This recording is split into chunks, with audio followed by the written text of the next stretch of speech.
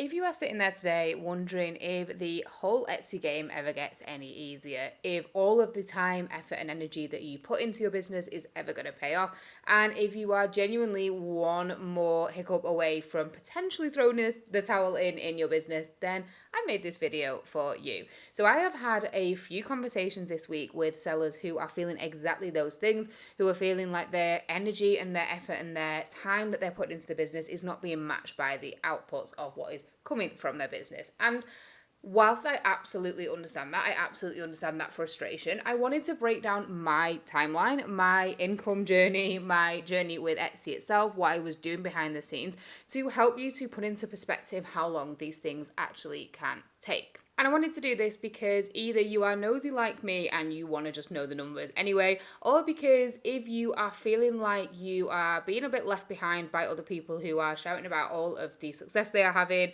in this space and you feel like you should be further on than you are, I want to show you how long it actually took me to get to a point where I was even in a position to even talk about what I was making on Etsy, to even start this business to help other Etsy sellers. So I'm going to break down my numbers year by year. I've got them written down here, and I'm going to tell you what I was doing during that period as well. Because the big thing that you need to understand is I actually built my Etsy shop into a full-time income whilst I was working full-time myself. And so that allowed me to eventually quit my job and go full-time in my business. And that is exactly what I want for you too, because I'm willing to bet that if you are a creative, if you are a passionate product creator, if you have got a skill that you are, really, really good at and you want to share with the world, if you have got something that you want to turn into a product and you really love what you do, then that's your goal too, right? I want to help as many creatives, makers, designers, amazing product sellers become full-time business owners, because the rewards that you reap when you are working for yourself, yes, it is hard. It is absolutely always going to be hard, but it's a different kind of hard from being told, what time you can take your lunch and having to be on the train to Leeds at 6 o'clock in the morning because you had to go and see a client and you weren't being paid until 9.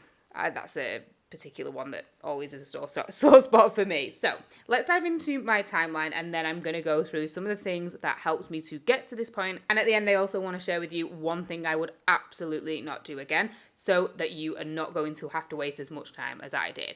So starting out in my first year, or my first year that Etsy tracks from, which is 2015, I made £1,328. So in 2015, I was working full-time as a marketing coordinator. I was bored to tears by my job. It was very numbers heavy. I love numbers, I love data, but I had no creativity in anymore. And so I was looking for a creative outlet. And that's basically when I started this business and I started to list prints on Etsy. Now, at that time, I probably invested most of that back into printers and packaging supplies and things like that, but it was really exciting to be making my first sales. And I was also selling a mixture of prints and jewelry at this point. I didn't really have a niche. I hadn't figured out my customer or anything like that. And then the next year I made £2,089, and that year was 2016, and I actually lost my dad that year. I moved to the city, back to the city should I say, then a few months later I lost my dad. My life was completely turned upside down, and I basically had to re-find myself that year. It was a really hard year. I quit my job. I just wasn't enjoying it anymore. I wanted to make this business work full time, but at £2,000 a year, I was nearly really not going to be able to do that, right? And that was probably the first spark I had where I was like, I just wish that I could do this full time, but I'd never in a million years at that point thought I could. I genuinely didn't have the belief in myself that I could do it at that point. And so 2016 was a bit of a rubbish year, but I did keep going. I didn't give up. And in 2017, so this is year 3, I made £5,665. So this was a bit of a turning point, because I think the 1 and the 2,000, they were great, but there was a lot of expenses. I was trying new things. I was wasting a lot of money as well.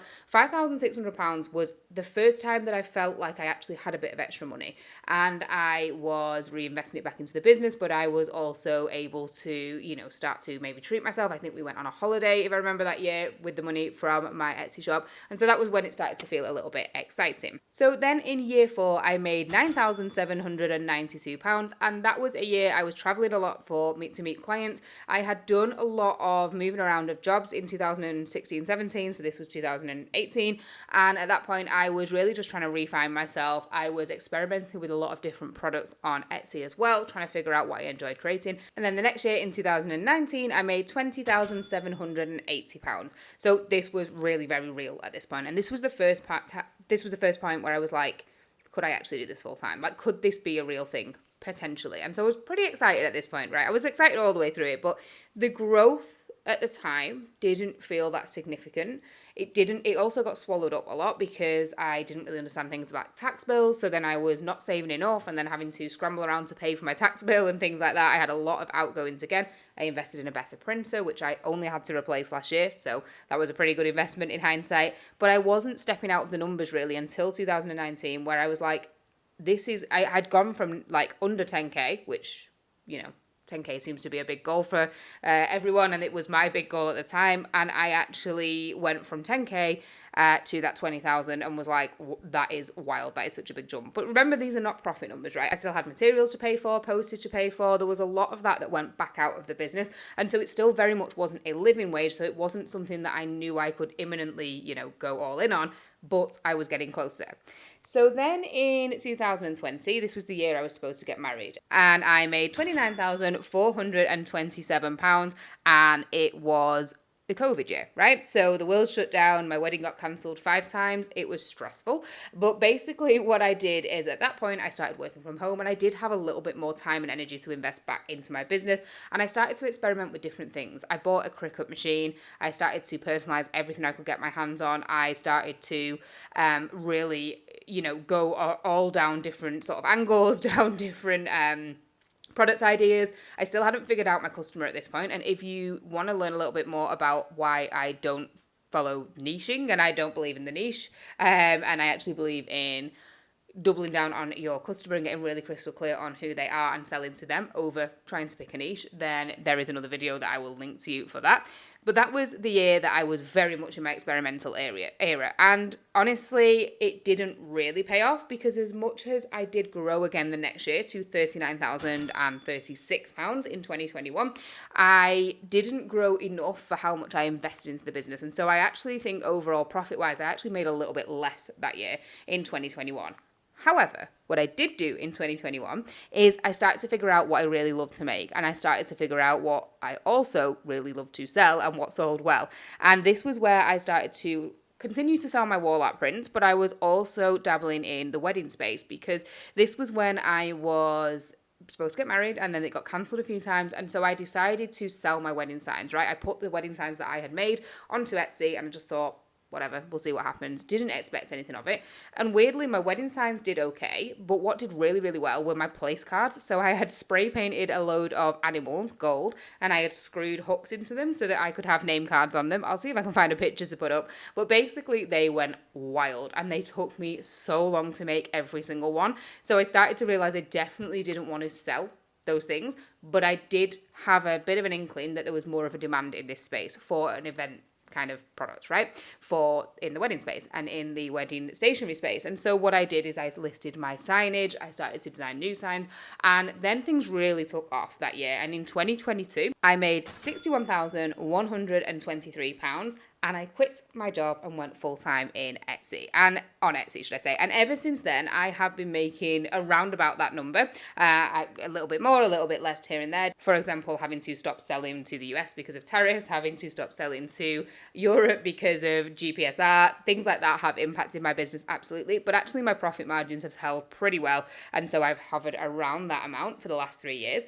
And that is basically all from Etsy, right? So I have never sold a product on social media through my Etsy business, through my wedding shop, through my business that I'm talking about here. I did not manage to crack social media. I was posting every now and then. I didn't really have many followers. I never got traffic from socials. This was all through the power of Etsy. And how I did this was I really started to figure out my customer, figure out what my product was, figure out that product to market fit, so understanding who my customer was, and I've done a full video on that previously, but understanding who my customer was, understanding what they actually wanted from me, and figuring out how to work with the algorithm so that the algorithm would show my products to more of that person, right? And it got really simple and really easy after that. Now, like I said, I was building in the gaps, right? I built my business from my sofa in the pockets of time that I had. I would have maybe 2 hours on a Sunday evening, and I would just do all of my orders then, and then I would spend my lunch breaks either coming up with social media posts that got, 2 likes, or I would be replying to customers. I would be on the tram to work, on the train to see a client, replying to customers. I would be spending, hours on the sofa in the evening when I should have been relaxing. I was on my sofa on my laptop, designing new products, uploading new listings, and I really did put the hours in, and it paid off eventually, right? And in 2022, this was the year that funnily, side note, I ended up starting this business as well, because I actually quit my job right at the end of wedding season. So my last day at work was the end of August, and then all of a sudden in September, I was like, oh shit, it's gone really quiet. My business has gone super quiet. Am I going to see it, make it through the winter sort of thing? And I had a bit of savings kind of behind me, because I was trying to be sensible with quitting my job and not kind of going in cold turkey. So I decided I would let it slide over the winter and see if it picks up again in the summer, and luckily it did. But in that winter, I actually started this account, and I started to post free tips on social media, on Instagram, to help other sellers, right? Because I was working in marketing and e-commerce all the way through that timeline, and I really missed that side of it. I missed talking about marketing, I missed talking about strategy, I missed the data, things like that, where when I was in the job, I really missed the creative side, and that's why I started the business. And then when I was in the creative business, I really missed the data side and the strategy side and the planning side and things like that. And so I just thought, I'll help other business owners with that stuff in this space. And that's how this business was born, which is pretty cool. And so I think when I look at that, and I look at how much time and energy and effort I have put into Etsy over the last 3 years versus the years leading up to this point, I could have probably grown and scaled this business to enormous amounts if I had just kept going. I'm not necessarily trying to grow the business very hard. I'm not really listing new products or anything like that, because I'm focusing all my energy now into this business at that point. But if I had gone all in on Etsy, I probably could have grown it much, much bigger. But I just let it coast along, and it has been I don't want to call it a cash cow because that feels a bit harsh for what it is, but it has been my bread and butter, right? It pays my bills, it pays my mortgage, it helped me to buy my house, it helped me to move home this year. It was very cool for me and my husband as business owners to buy a house together, to buy a new house together, should I say, to move house and get approved based on our business numbers. It was pretty amazing. So yeah, I built all of that in the gaps in between working full time. And so back to the point of this video, because I wanted to be really transparent about how long that took, and I don't think it needs to take you as long as it took me. But the turning point for me was, number one, doubling down on who my customer was and making products for them. And so what I really advise to you is to find that product to market fit, to start with your customer, to start with what you know and love to make, or what you know and love to talk about, what you teach, what you create, what your skill is, whatever it is that you create products around. Get really clear on who they are for, and talk to that person across your shop and across your listings, because that is the thing that changed the trajectory of my business, and it is what has made this business grow infinitely faster than that one did, right? So I spend about 2 hours a day on my Etsy shop right now, and that is including all of my order processing, because I choose to do custom work. I love the creative side of it. I like to pack my orders, I like to print my orders, I like to experiment with colors and fonts and papers and things like that, and I love that side of it. That probably takes me 2 hours a day maximum, even including all like messages with customers and things like that. 20% of my week on my Etsy business versus 80% of my time and energy goes into this business. And let me tell you, the revenue is the other way around, okay? So I make 80% of my money from my Etsy shop and probably about 20 from this business. So just want to put that into perspective, because I know a lot of people like to say weird things about mentors and coaches and where they make their money from. But let me tell you, I'm making my money from Etsy, and I'm doing this because I love it, okay? The one big thing I just wanted to tell you to be really mindful of, and the one big thing I want you to avoid is, and this is the thing that held me back for the longest throughout all of this, and to be honest too, in a way, held me back from growing my shop from 2022 onwards, it's shiny object syndrome, right? So every single time my revenue plateaued, every single time I felt like giving up, every single time that things felt hard, it was when I'd added something new into the business. I had decided to buy a Cricut machine and spend, instead of 2 hours a day on my business, 7 hours a day trying to complete orders, and I'd be up till 2 in the morning packing my orders, because then I had to be at work at 9. Or I would try a new platform. I would try and master Pinterest. I would try and master Instagram. I would start a TikTok. There was always something exciting and shiny that was the latest thing that I needed to do. I did a makers market. I completely forgot about this. This was while I was working full time. I thought, do you know what? Why not also give up a Saturday, even though I have no time to do my orders as it is, and do a data market where I lost about £200, right? was not worth my time and energy. And then in 2022, the shiny object was this business, because I was a bit bored of just the creative. I was missing the strategy side of things, and I really liked the idea of helping other small businesses with what I knew. I didn't want to lose what I already knew, or what I'd learned all of those years from my e-com and marketing jobs. And so this was actually my shiny object. Now, do I regret it? No, I absolutely love what I do here. It's, what lights me up. I like the creative side of my Etsy business, but it wasn't enough to fulfill me full time.